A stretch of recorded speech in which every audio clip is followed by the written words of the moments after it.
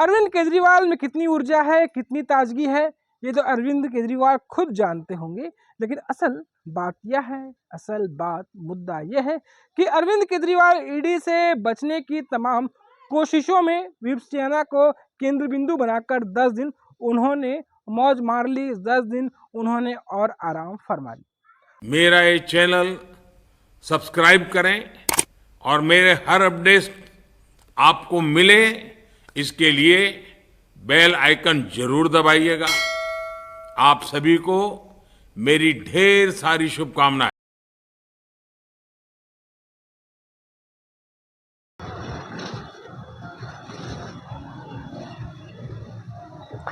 नमस्कार, जय सिया राम, वंदे मातरम, हर हर महादेव। एक बार फिर आप सभी दोस्तों का आज के हमारे जनमानस समाचार के आज के हमारे एपिसोड में आपका स्वागत है।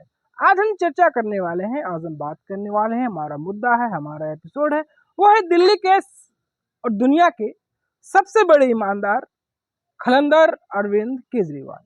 अरविंद केजरीवाल 10 दिनों की विप सेना करने के बाद वो दिल्ली लौट गए हैं।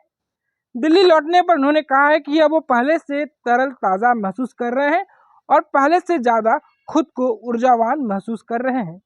ये जो उन्होंने त्याग और तपस्या पंजाब में जाकर की है, उसका प्रतिफल है कि अरविंद केजरीवाल अब ज़्यादा ऊर्जा से लवरेज नजर आ रहे हैं।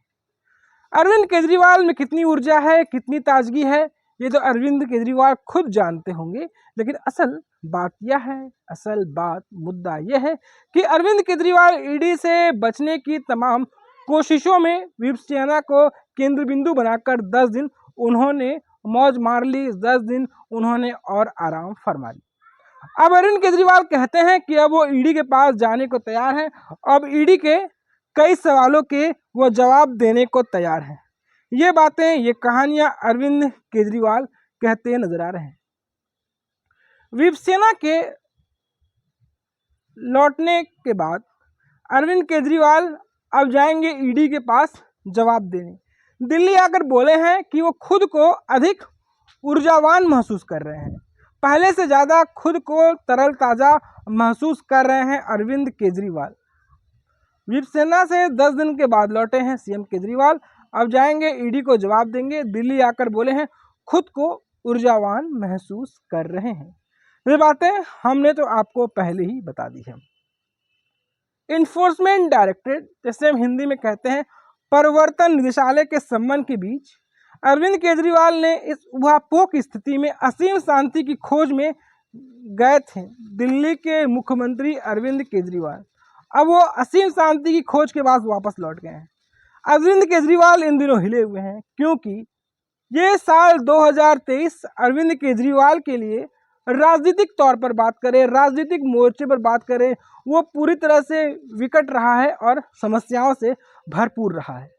इनके चाहने वाले, इनके दिलकश, इनके दिल अजीज और दुनिया के सबसे बड़े शिक्षा मंत्री, दिल्ली के उप मुख्यमंत्री, दिल्ली के संसाधन मंत्री, शिक्षा मंत्री हम बात करें तो वो भी जेल की सलाखों के पीछे हैं। कभी जी न्यूज़ में पत्रकारिता करने वाले इनके साथी अब जेल की राहों में हैं। इनके स्वास्थ्य मंत्री सत्येंद्र जैन सलाखों के पीछे हैं। हम बात करें इनके संजय सिंह, जो कभी ब्लैक में टिकट बेचा करते थे, अब वो भी सलाखों के पीछे हैं। मनीष सिसोदिया सलाखों के पीछे हैं। अब कहा जा रहा है कि अब अरविंद केजरीवाल का भी नंबर आने वाला है। केजरीवाल 20 दिसंबर 2023 को 10 दिन के लिए शिवसेना कोर्स के लिए पंजाब के होशियारपुर स्थित आनंदगढ़ गांव गए थे। वे शनिवार 30 दिसंबर को लौट आए हैं। अब सवाल यह है कि वे ईडी द्वारा भेजे गए सम्मन का जवाब देंगे या नहीं। अब ये यक्ष प्रश्न है।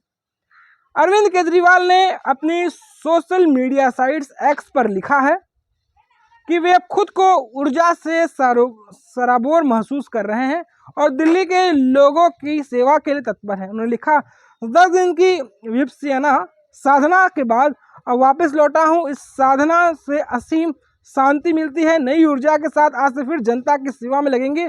सबका मंगल हो। वे ऐसे बोल रहे हैं, लग रहा है कोई संत है, कोई जंग जीत कर आया है। ये वो संत है जिसकी धार्मिक तृप्ति का लाभ लेने गया है, इससे दिल्ली वासियों को भी धार्मिक तृप्ति का लाभ हो, मगर अन्य ऐसा कुछ भी नहीं है। केजरीवाल खुद को 10 दिन तक महफूज या कहें बचाने की कोशिश कर रहे थे। दरअसल दिल्ली की शराब नीति के कथित घोटाले में ईडी के लोग अब अरविंद केजरीवाल के पीछे पड़ गए हैं। अरविंद केजरीवाल को तीसरी बार सम्मन जारी किया गया है और 3 जनवरी 2024 को पूछताछ के लिए बुलाया गया है। अब सवाल है कि खलंदर अरविंद केजरीवाल पूछताछ में जाते हैं या नहीं, क्योंकि उन्हें भी अब गिरफ्तारी की डर सताने लगा है। उनके ऊपर भी गिरफ्तारी की तलवार लटकनी शुरू हो गई है। दिल्ली के उप मुख्यमंत्री कभी मनीष सिसोदिया रहे और अब संजय सिंह आप सांसद को पूछताछ के दौरान ही गिरफ्तार किया गया था। इससे पहले ईडी के मुख्यमंत्री केजरीवाल को शराब नीति मामले में 2 बार सम्मन किया जारी जा चुका है, लेकिन वो जवाब देने के लिए नहीं आए। इससे पहले ईडी ने 18 दिसंबर 2023 को सीएम केजरीवाल को खिलाफ दूसरा सम्मन जारी किया था। अब उन्हें 21 दिसंबर 2023 को पेश होने के लिए कहा गया था। हालांकि पेश होने के बजाय आम आदमी पार्टी के राष्ट्रीय संयोजक केजरीवाल को इस सम्मन को राजनीति से प्रेरित करार दिया था। उन्होंने कहा था कि ईडी ने यह सम्मन ऐसे समय में जारी किया है जब वो 20 दिसंबर 2023 को शिवसेना के लिए पंजाब रवाना होने वाले हैं। इसके बाद वो इसमें शामिल नहीं हुए थे। लगता है कि अरविंद केजरीवाल का पूरा ब्रह्मांड जानता था कि अरविंद केजरीवाल शिवसेना जा रहे हैं। शिवसेना का प्रोग्राम अचानक बनाया और शिवसेना के लिए निकल गए, क्योंकि उन पर तो ईडी से पूछताछ और गिरफ्तारी की तलवार लटक रही थी। वहीं ईडी के पक्ष की बात करें तो ईडी ने इस मामले में 2 नवंबर 2023 को पहला सम्मन भेजकर खलंदर अरविंद केजरीवाल को पूछताछ में शामिल होने के लिए बुलाया था।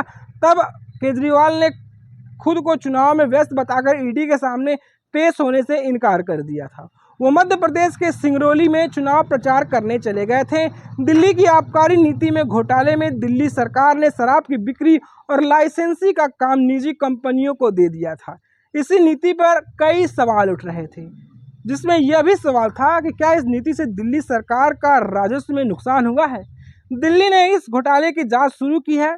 दिल्ली की इस घोटाले की जांच ईडी ने शुरू की है और उससे कई लोगों से उन्होंने पूछताछ भी की है। इस पूरे प्रकरण पर, पूरी कहानी पर, सत्ता किस तरह काम करने पर दिल्ली का विपक्ष भाजपा अब इन पर तल्ख टिप्पणियां कर रही है और भाजपा इन पर हमलावर है। हम बात करें दिल्ली भाजपा के अध्यक्ष ने इन पर कटाक्ष किया है। दिल्ली भाजपा अध्यक्ष वीरेंद्र सचदेवा ने शनिवार 30 दिसंबर को कहा कि सीएम केजरीवाल की लंबे समय तक नहीं टाल सकते। कब तक ईडी को टाल सकते हैं वो? उन्होंने कहा शुरुआत में उन्होंने चुनाव और फिर शिवसेना का बहाना बनाया और देखते ही देखते वो 3 जनवरी को क्या स्पष्टीकरण देते हैं। वो इससे ज़्यादा समय तक बच नहीं सकते। उन्हें एजेंसी के सामने तो पेश होना ही होगा। दिल्ली वाले जब नकली दवाइयों से त्रस्त थे, हॉस्पिटल्स में नकली दवाइयां दी जा रही थी, प्रदूषण से लोग परेशान थे और दिल्ली के मुख्यमंत्री असीम शांति की तलाश में थे। तो उन्हें तो असीम शांति मिल गई, लेकिन उन दिल्ली वालों का क्या कसूर है जिन्हें आप तड़पता हुआ छोड़ गए थे? आपके भ्रष्टाचार की जद में पूरी दिल्ली आ चुकी है। शराब घोटाले का सच सबके सामने है। अब जो ये नया कि जो लोगों की जान से खेला गया है, दिल्ली के सरकारी अस्पताल, मौत के क्लिनिक में जो नकली दवाइयां दी जा रही थी, बड़ा भयानक सच है और मुझे नहीं मालूम इतने बड़े सच आने के बाद इनको असीम शांति कैसे प्राप्त हो सकती है। 3 तारीख को ईडी का भी नोटिस है। जांच एजेंसी अपना काम कर रही है और पहली बार चुनाव प्रचार का बहाना था, दूसरी बार असीम शांति का बहाना था। तो जनता की गाढ़ी कमाई क्या हुई उसके बारे में उन्हें बताना ही होगा। भाजपा नेता यही नहीं रुकते हैं। सचदेव आगे कहते हैं कि अस्पताल में नकली दवाएं दे रहे थे, लोग प्रदूषण से परेशान थे। इस दौरान दिल्ली की सीएम असीम शांति की तलाश में थे। उन्हें शांति मिली, लेकिन दिल्ली के लोग क्या दिल्ली के लोगों को शांति मिली? इसके बारे में उन्होंने क्या बोला? इसके बारे में क्या तनकीदें थी? इसके बारे में क्या कहानियां थी? क्या कभी इसके बारे में उन्होंने कोई स्पष्टीकरण दिया है? अरविंद केजरीवाल बहुत चालाक हैं। दिल्ली के सबसे बड़े खलंदर हैं वो। हम बात करें राजनीति का हवा किस तरफ है, किस तरफ बह रही है, आज के दौर में अरविंद केजरीवाल से बेहतर कोई नहीं बता सकता है। अरविंद केजरीवाल कब तक ईडी के सम्मन की अनदेखी करते रहेंगे, अरविंद केजरीवाल कब तक ईडी के सम्मन को टालते रहेंगे, ये भी अपने में एक सवाल है। सीएम केजरीवाल ईडी के सम्मन को लगातार अनदेखी कर रहे हैं। ऐसे में सवाल उठता है कि आखिर जांच एजेंसी के सम्मन के बाद कोई कितनी बार पेशी से बच सकता है, और ऐसे में ईडी के पास और क्या क्या रास्ते बचते हैं। जानकारों के अनुसार ईडी 3 बार तक पेश होकर सबूत, बयान या पूछताछ में सहयोग करने के लिए कह सकती है। अगर कोई व्यक्ति तीसरी बार भी सम्मन मिलने पर पूछताछ में सहयोग नहीं पहुंचता है तो एजेंसी उसके खिलाफ कानूनी कार्रवाई भी कर सकती है। जरूरत पड़ने पर एजेंसी कोर्ट से गैर जमानती वारंट भी तैयार कर सकती है और गैर जमानती वारंट करने के लिए अर्जी ला सकती है। इसके बाद कोर्ट में गिरफ्तारी वारंट जारी कर सकती है और उन्हें इन तमाम कहानियों के बाद उन्हें गिरफ्तार कर सकती है और उन्हें हवाला भी भेज सकती है। मतलब अरविंद केजरीवाल अब ईडी से बच नहीं सकते। 2 बार तो उन्होंने ईडी के सामने पेश ना होने का उन्होंने बहाना बता दिया। एक बार बताया कि मध्य प्रदेश चुनाव में जा रहे हैं, सिंगरौली में मध्य प्रदेश में उन्हें चुनावी रैलियां करनी है। फिर कहते हैं अरे आपको पता नहीं, दिल्ली का दुनिया का सबसे बड़ा विश्वविख्यात ईमानदार आदमी शिवसेना में जा रहा है अध्यात्म और शांति की खोज की तलाश करने। भले ही दिल्ली के लोग जो अशांति में पीड़ित हों, भले ही दिल्ली के लोग गंदा पानी पीते हों, भले ही दिल्ली के लोग दूषित हवा में सांस लेते हों, भले दिल्ली का दम घुटता हो, उससे अरविंद केजरीवाल को कोई लेना देना नहीं है। अरविंद केजरीवाल तो अबोध है ना जी, वो तो अबोध बालक है जी। और अबोध बालक क्या जानता है? तो ये अरविंद केजरीवाल की कहानी, ये अरविंद केजरीवाल का चरित्र, ये अरविंद केजरीवाल का चेहरा की कहानी यहाँ पर साफ साफ स्पष्ट होती नजर आती है।